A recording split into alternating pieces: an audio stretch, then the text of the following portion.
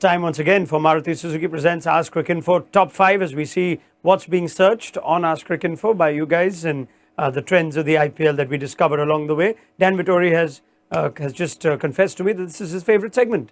Comfortably. All right, let's get underway, shall we? And now now we can predict what the likely outcome of the purple cap and orange cap would be. So that's our top search. The top wicket taker in IPL 2022 at the time of recording, just before match 63, when Rajasthan and Yuzvendra Chahal could add to his 23 wickets. We see Chahal and Wanindu Hasaranga tied on 23 and Kagiso Rabada second on 21. If you have to make a gut call of the prediction, you think it's Chahal's or is it tight between Hasaranga and Chahal? Chahal is 2 games, so I'd suggest it has to be Chahal. And are Rajasthan look likely to make the playoffs? RCB could slip up. Does the purple cap continue through after the playoffs? Of course it does. Does it? Yeah. That's not like in other sports. It normally just finishes after IPL playoffs. is not like other sports. Okay, I take it all back. Chahal.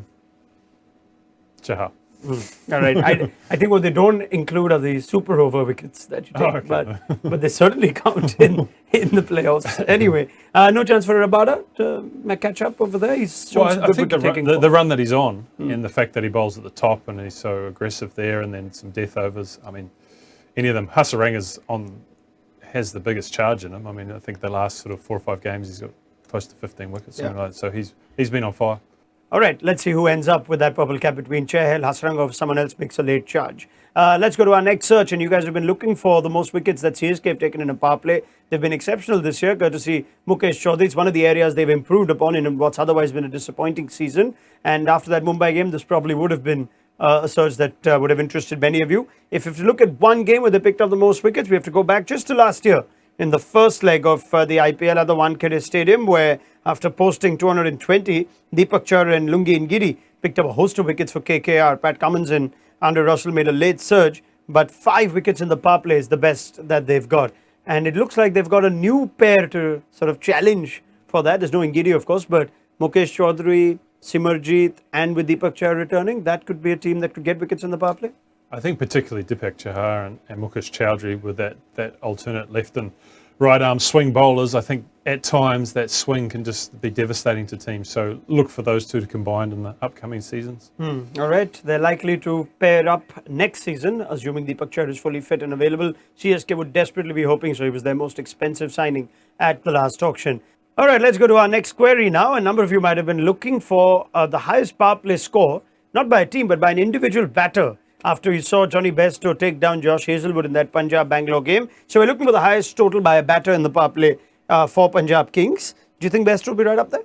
59 would be hard to beat for an individual score, and particularly because you're coming up against some of the best batsmen. So I think that would be close to the top. Yeah, so I'm looking at some of these that have come close, but Bairstow indeed is at the top. 55 for KL Rahul when he was going crazy against Chennai Super Kings in Mohali in the 2019 edition. And there's also a game between Sunrisers in Punjab where Ridhiman Saha ended up with 52. He pops up in these. So underrated. Yeah. All right, so Bairstow's right up there. 59 of his own bat in the power play. I think Punjab ended up getting in excess of 80 in that game against RCB. Let's get some bowler-friendly searches as well. Dan Vettori is here.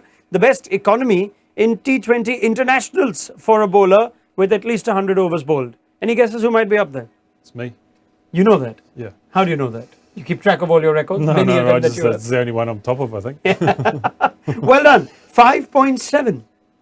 Very good. Where's Rashid? Narayan is 6.01. I don't think Rashid is that economical in international T20s. Okay. Be surprised. Anyway, he'll get there. He'll get there, definitely. Badri at 3. But yeah, Vettori at number 1. Well, Badri can't catch me, and Narayan can't catch me either because he's not playing.